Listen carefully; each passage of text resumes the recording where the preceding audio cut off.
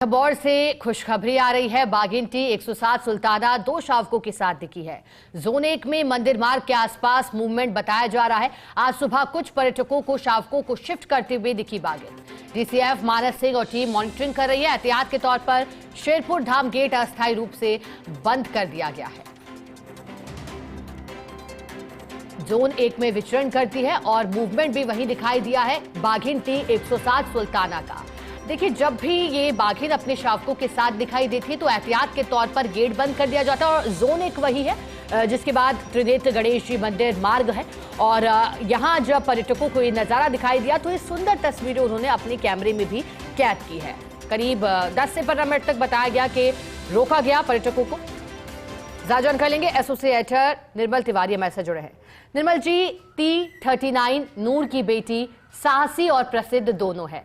जब मूवमेंट दिखाई दिया तो कैसी तस्वीरें आई, कितनी देर के लिए लोगों को रोका गया और लोगों ने क्या पाया इस मूवमेंट को देखकर? शिखा, और जिस तरह से लगातार खुशखबरी आ रही है रणथंभौर से, कहा जा सकता है कि रणथंभौर सचमुच बाघों की फैक्ट्री है। देखिए, अगर हम T107 सुल्ताना की बात करें तो आज सुबह 2 शावकों को अपने मुंह में दबाकर ये जो गणेश मंदिर मार्ग है उस पर शिफ्ट करती नजर आई। और ये इसकी टेरिटरी भी है क्योंकि जोन 1 है और सचमुच अपने नाम को सार्थक इसलिए कर रही है कि सुल्ताना है। जोन 1 जो प्रारंभ होता है रणथंभौर का, उसकी टेरिटरी वही है।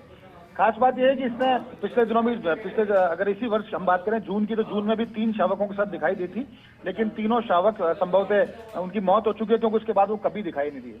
लेकिन हम नूर, इसके अगर सुल्ताना के इतिहास पर जाएं तो देखिए बहुत अनूठी कहानी है शिखा इसकी।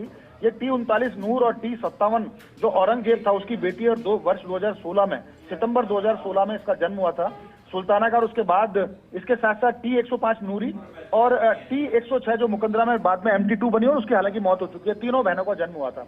उसके बाद अगर हम सीधे तौर पर बात करें तो बड़ी फर्टाइल है, 9 साल की इसकी उम्र हो गई। इसने सबसे पहले T138 फीमेल और T139 मेल को जन्म दिया था।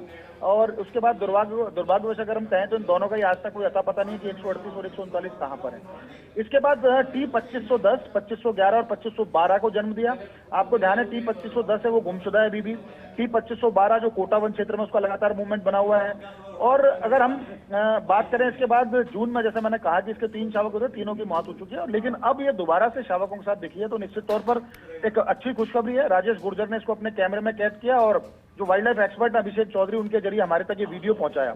मेरी फिर डीसीएफ मानस सिंह से भी बात हुई, उनका भी कहना है कि एक अच्छी खुशखबरी है। पिछले दिनों भी बाघिन दिखी थी शावकों के साथ, अब इस बाघिन का सुल्ताना का दिखना निश्चित तौर पर लगातार रणथंभौर में बाघों की जो आबादी है वो बढ़ती जा रही है और ये बताता है कि यहाँ किस तरह से टाइगर कंजर्वेशन के काम चल रहे हैं। तो निश्चित तौर पर उसकी मॉनिटरिंग बढ़ा दी गई है, अच्छे संकेत है। और रणथंभौर चूंकि एक डोनर की पोजीशन में, आज रणथंभौर की वजह से राजस्थान के जो दूसरे 4 टाइगर रिजर्व है वो भी चल रहे हैं। क्योंकि हम सरिस्का की बात करें तो रणथंभौर से ही वहां पर बाघों को शिफ्ट किया गया था। रामगढ़ विस्तारी की बात करें, मुकंदरा की करें या फिर धौलपुर करौली, तो चूंकि इससे लगता हुआ है तो यहाँ लगातार बाघों का मूवमेंट बना रहता है। तो एक अच्छी खबर है। उम्मीद है जैसे जैसे सत्र आगे बढ़ेगा, सर्दियां आगे बढ़ेंगी, पर्यटकों को ऐसे रोमांचक नजारे देखने को मिलेंगे, नए शावकों के दीदार होंगे। और निश्चित तौर पर सुरक्षा बढ़ा दी गई है क्योंकि गणेश मंदिर मार्ग, कल आपको ध्यान होगा यहाँ पर रिद्धि के जो शावक थे दोनों, वो भी दिखाई दिए थे, सब एडल्ट शावक। तो ऐसे में सुरक्षा भी बढ़ाई गई है। एहतियात के तौर पर लोगों को भी कहा गया है कि वो सावधानी बरतें यहाँ से निकलते हुए, क्योंकि सुल्ताना का तो नेचर वैसे भी थोड़ा एग्रेसिव है।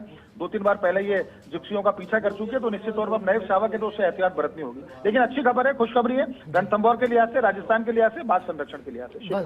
बिल्कुल निर्मल जी, आपने ठीक कहा। जब सुल्ताना के दीदार हुए तो फिर पर्यटक एकदम खुश हो गए। बहुत शुक्रिया आपका निर्मल जी, साथ जुड़ने के लिए, जानकारी के लिए।